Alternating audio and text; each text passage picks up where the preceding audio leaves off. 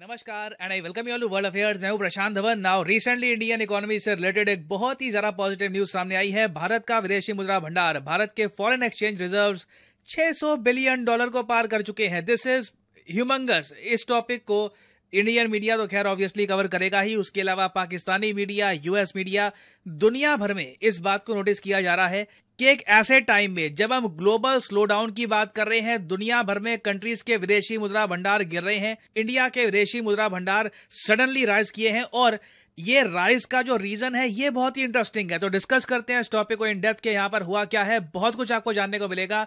मगर आगे बढ़ने से पहले आपसे पूछूंगा एक प्रश्न। क्वेश्चन यहाँ पर यह है कि हाल ही में इंडिया ने INS किरपान शिप किस कंट्री को गिफ्ट कर दी है। यह है यहाँ पे आपकी option: Japan, Indonesia, Sri Lanka, Vietnam. इस टॉपिक पर मैंने आज से कुछ हफ्ते पहले वीडियो भी बनाई थी, समझाया था आपको कि ये कौन सा देश होगा। तो कमेंट सेक्शन में करिए उत्तर, सही आंसर मैं आपको दूंगा वीडियो के एंड में। अच्छा, एक बार हम नजर डाल लेते हैं कि दुनिया भर के देशों के विदेशी मुद्रा भंडार इस वक्त कहां पे हैं और इन कंट्रीज का स्टेटस क्या है, मतलब कि कितना इनके पास गोल्ड है, कितनी करेंसीज है इनके पास। नंबर 1 पे ऑब्वियसली चाइना है। इनका विदेशी मुद्रा भंडार ज्यादातर बना है $, से $3 ट्रिलियन से ऊपर का विदेशी मुद्रा भंडार। नंबर 2 पे जापान आपको मिलेगा, फिर स्विट्जरलैंड है, करीब $900 बिलियन का इनका फॉरेन एक्सचेंज रिजर्व है, और फिर आता है इंडिया। इंडिया के फॉरेन एक्सचेंज रिजर्व $609 बिलियन को क्रॉस कर चुके हैं। और मैं यहाँ पे हाईलाइट ये करना चाहूंगा कि जुलाई 2020 में हमारे विदेशी मुद्रा भंडार एक बार को गिर कर $525 बिलियन तक पहुंच गए थे। ये पेंडेमिक का टाइम था, देश की करेंसी को डेप्रिसिएशन से बचाना था, कई और खर्चे थे, तो इसलिए उस वक्त विदेशी मुद्रा भंडार हमारा काफी गिर गया था। मैंने इससे पहले वीडियोस में भी आपको बताया था कि इंडिया को काफी सारी पेमेंट्स भी करनी है अपने डेट की, तो उसकी वजह से भी जो हमारा विदेशी मुद्रा भंडार है ये $550 बिलियन या फिर उसके कम रहेगा। बट रिसेंटली कुछ ऐसी एक के बाद एक डेवलपमेंट्स हुई है जिसकी वजह से हमने एक सडन राइज किया है, जिसका रिजल्ट आपके सामने है। इंडिया के विदेशी मुद्रा भंडार लगातार बढ़ रहे हैं और समीकरण अगर हमारे फेवर में रहे, कुछ चीजें जो इंडिया चाहता है अगर आने वाले 3-4 सालों में अगर हो गई प्रॉपरली, तो मैं आपको बता दूं हम आराम से स्विट्जरलैंड को बीट करके नंबर 3 स्पॉट पे आ जाएंगे। अब यहां पर आप एक क्वेश्चन पूछ सकते हैं, ये लिस्ट कितनी अजीब है, कितनी अजीब लिस्ट है जहां पर यूनाइटेड स्टेट्स ऑफ अमेरिका नहीं है। वेल देखो, यहां पे आपको एक बहुत ही बेसिक बात समझनी होगी। फॉरेक्स रिजर्व हर कंट्री के होते हैं, मगर हर कंट्री ना अलग तरीके से अपने फॉरेक्स रिजर्व को बिल्ड करता है। फॉर एग्जाम्पल USA जो खुद ही डॉलर छापता है, वो अपने डॉलर स्टोर करके क्या करेगा, तो ये लोग फोकस करते हैं गोल्ड पर। आप देखो US, जर्मनी, इटली, इन कंट्रीज की नीति ये है, विदेशी मुद्रा को हम अपने फॉरेक्स रिजर्व से थोड़ा सा दूर रखेंगे, मेन फोकस होगा हमारा गोल्ड पर। गोल्ड को हमारा सेंट्रल बैंक स्टोर करके रखेगा। चाइना, इंडिया की स्ट्रैटेजी कुछ और है।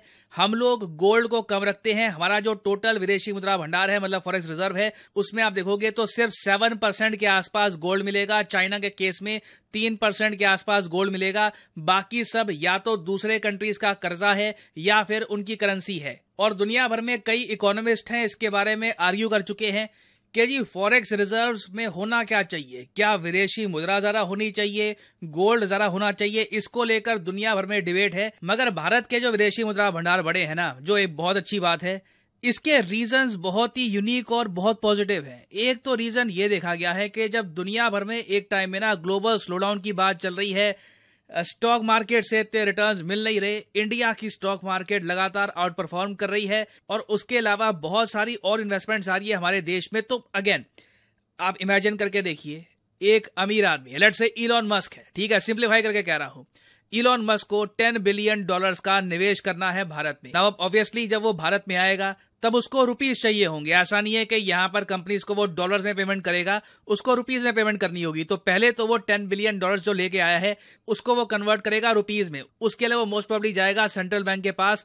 और central bank of India Elon Musk को रुपीज दे देगा और उसके बदले में सेंट्रल बैंक के पास $10 बिलियन की US करेंसी आ जाएगी। तो पिछले कुछ महीनों में हुआ यही है, भारत में निवेश इतना आ रहा है ना कि आराम से हमको बहुत सारे डॉलर्स मिल रहे हैं। ना दूसरा रीजन बड़ा इंटरेस्टिंग है। दूसरा रीजन कई एक्सपर्ट्स ने यह कहा है, ये है कि आरबीआई नहीं चाहता कि रुपी बहुत जरा स्ट्रांग हो जाए। रुपी की डिमांड आज के समय इन्वेस्टमेंट्स की वजह से इतनी है कि रुपी को अगर आरबीआई खुला छोड़ देना आराम से 78-79 के आसपास पहुंच जाएगा। मगर रुपी अगर बहुत ज्यादा स्ट्रांग हो गया ना तो हमारे एक्सपोर्ट्स को झटका लगेगा। अचानक से जो देश हमसे चीजें परचेज करते हैं ना वो कहेंगे अरे हमारी करेंसी तो वही रह गई, रुपी स्ट्रांग हो गया, चलो कहीं और से देखते हैं परचेज करने का।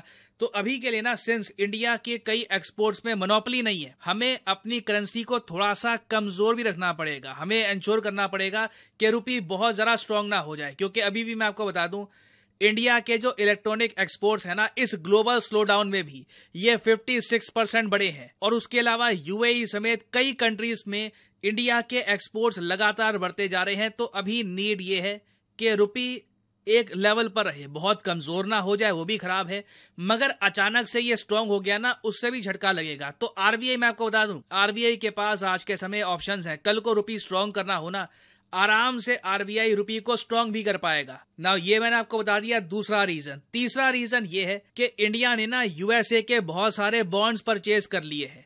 रिसेंटली आपको याद होगा यूएसए में जो डेट सीलिंग है, कर्जे की जो सीमा थी इनकी, ये लिमिट तक पहुंच गई थी। फिर बाइडन ने एक डील साइन करवाई, रिपब्लिकन डेमोक्रेट्स ने एग्री किया कि ठीक है हम अलाउ करेंगे कि अमेरिकी सरकार और ज्यादा कर्जा ओढ़ ले दुनिया भर से। तो फिर यूएसए के जो बॉन्ड्स हैं मार्केट में आ गए और कुछ बॉन्ड्स इंडिया ने भी परचेज किए हैं। मतलब ये है कि हर साल यूएसए 2-3% जो यील्ड है ये रिजर्व बैंक ऑफ इंडिया को पे करता रहेगा। तो इस वजह से भी ना हमारे विदेशी मुद्रा भंडार बढ़े हैं, क्योंकि आप आरबीआई की वेबसाइट में देखोगे तो फॉरेक्स रिजर्व में आपको फॉरेन करेंसी एसेट मिलेंगे। इसमें डॉलर्स होते हैं और बॉन्ड्स भी होते हैं, उसके अलावा गोल्ड है, फिर ऑफ कोर्स थोड़े बहुत स्पेशल ड्रॉइंग राइट्स भी हैं आईएमएफ के। इस सब से मिलकर बनता है भारत का फॉरेक्स रिजर्व। तो अब जिस स्थिति पे हम आ गए हैं ना, सरकार कंफर्टेबली ये कह सकती है, रिसेंटली हमने देखा भारत के यूनियन मिनिस्टर पीयूष गोयल साहब ने ये बात कही भी है कि इंडिया के विदेशी मुद्रा भंडार अब इतने हैं कि हम कंफर्टेबल हैं, हमें कोई दिक्कत नहीं आएगी आने वाले 5 से लेकर 6 साल में। आराम से कोई आपदा आती है, फिर से पेंडेमिक आता है, कुछ भी आता है, हम आराम से उसको झेल सकते हैं।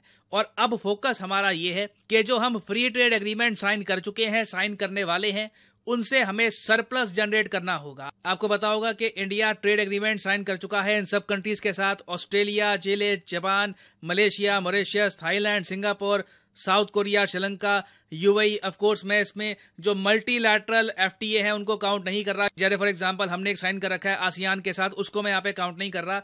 तो नीड ये है कि इन सब कंट्रीज के साथ ट्रेड हमारा बढ़े और इन्हें हम ज्यादा एक्सपोर्ट करें, ज्यादा सरप्लस जनरेट करें। और एक बार देखिए भारत के कई एक्सपोर्ट्स में मोनोपोली आ गई कि कई कंट्रीज डिपेंडेंट हो गए कि जी इलेक्ट्रॉनिक आइटम्स लेनी है इंडिया से ही लेनी है, स्टील लेना है इंडिया से ही लेना है। तब आरबीआई आराम से रुपी को भी छोड़ देगा। और मैं आपको बता रहा हूं, मेरी बात याद रखिएगा, rupee will become stronger in the long run. Rupee बिल्कुल एक बहुत ज्यादा इन डिमांड करेंसी है, जो इसकी वैल्यूएशन है ये इन द फ्यूचर स्ट्रांग ही होने वाली है। नाउ फाइनली वापस आते हैं हम लोग अपने क्वेश्चन की तरफ कि रिसेंटली इंडिया ने आईएनएस किरपान किस कंट्री को सौंपा है। तो सही उत्तर यहाँ पे है ऑप्शन डी, वियतनाम। ये एक गिफ्ट है फ्रॉम इंडिया टू वियतनाम। और चाइना के सरकारी मीडिया ने भी रिसेंटली इस इशू को लेकर काफी रिएक्शन दिया था। और सबसे पहले तो आप सबको बहुत ज्यादा मुबारक हो, क्योंकि इंडिया का जो फॉरेक्स रिजर्व है वो $600 बिलियन जो है उससे जो है वो क्रॉस कर चुका हुआ है। मैंने देखा था 609 था टोटल जो वहां पर शो हो रहा था जो वीडियो में। इसमें लिटरली इंडियन लोगों का जो है बहुत ज्यादा कॉन्ट्रीब्यूशन है, इंडियन गवर्नमेंट का बहुत ज्यादा कॉन्ट्रीब्यूशन है कि भाई इकोनॉमी को स्टेबल करने के लिए जो है ना डिफरेंट जहां से इन्वेस्टमेंट जिस तरह जो है इंडिया में आ सकती है भाई लाई जा रही है। मुझे सबसे अच्छी चीज ये लग रही है कि प्रॉपर प्लानिंग, कि आप आने वाले टाइम के लिहाज से एक प्लान बना रहे हो और उसी रोड मैप को फॉलो करते हुए आज आपने इतना ट्रस्ट जो है वो बिल्ड कर लिया हुआ है फॉरेन जो बस ऐसी फास्ट स्पीड से हो जाए। मैं तो 2 नंबर की एक्सपेक्टेशन लेके वो होप करके कर रही हूँ कि भैया जल्दी से हम नंबर 2 हो जाएं। चाइना के बाद नेक्स्ट होगा हम, क्योंकि 1 ट्रिलियन जो है उससे थोड़ा सा और ज्यादा कर दिया तो 2 पे हमारी पोजीशन। देखिए स्विट्जरलैंड बहुत ही छोटी सी कंट्री है, उसके से इतना सारा पैसा कैसे है आई डोंट नो। टूरिज्म से होगा, दुनिया भर जा रहे हैं स्विट्जरलैंड देखने के लिए, तो वो लग रहा है मुझे तो स्विट्जरलैंड का। और तो कोई रीजन नहीं, और पता नहीं कैसे ले रहे हैं, मगर छोटी कंट्री ने कमाल कर दिया। उसके बाद इंडिया डेफिनेटली ग्रो करेगा तो गारंटेड। जिस हिसाब से जीडीपी बढ़ने वाला है, सब कुछ बढ़ने वाला है, रुपए की वैल्यू भी बढ़ने वाली है, सब कुछ अच्छा होने वाला है। और मगर हम चाहते नहीं है कि रुपी ज्यादा स्ट्रांग हो जाए। वीडियो हमने देखी है, वो कमाल की वीडियो है। गुड न्यूज है जी, खुशखबरी है और जबरदस्त है। देखें कि पूरी दुनिया के यार जहाँ पे रिजर्व कम हो रहे हैं, चाहे इंडिया के बढ़ रहे हैं, और वो दोबारा से $600 बिलियन को क्रॉस कर गए हैं। और ये बड़ी अच्छी न्यूज है। और किस तरह से क्रॉस कर रहे हैं, क्योंकि बाहर से इन्वेस्टमेंट बहुत ज्यादा आ रही है इंडिया में, और उस वजह से इंडियन रिजर्व बढ़ गए हैं। तो ये एक बड़ी अच्छी और जबरदस्त न्यूज है। अब 1 ट्रिलियन को क्रॉस करने वाले वक्त और हम $1 बिलियन के लिए भीख मांग रहे हैं, वहाँ पे $600 बिलियन को वो क्रॉस करके ये एक मैसिव डिस्काउंट स्टार्ट हो चुका है। हाँ जी गाइस, तो पहले तो भाई बहुत ज्यादा मुबारक देनी चाहिए भाई, इतना बड़ा जंप लगाया एक बार से भाई। 600 रिजर्व बहुत ज्यादा है और आगे आगे बढ़ते जा रहे हैं। ये नहीं कि अभी यहाँ पर आके रुक गए कि एक बार जैसे सर परेशान ने बताया कि बहुत ज्यादा गिर भी गया था, लेकिन वो कि कोई भी आफत आती है तो चीजें फिर गिरती हैं, ये सब साथ साथ चलता है। लेकिन ओवरऑल देखा जाए तो बाकी कंट्री की ऐसी सिचुएशन नहीं जैसी इंडिया की जा रही है भाई। फ्री ट्रेड एग्रीमेंट हो रहे हैं, इतनी चीजें बड़ी बड़ी भाई जो डेवलपमेंट है वो हो रही है, कभी यूएसए के साथ, कभी यूएई के साथ, अभी लास्ट पीएम मोदी जैसे गए हुए थे। तो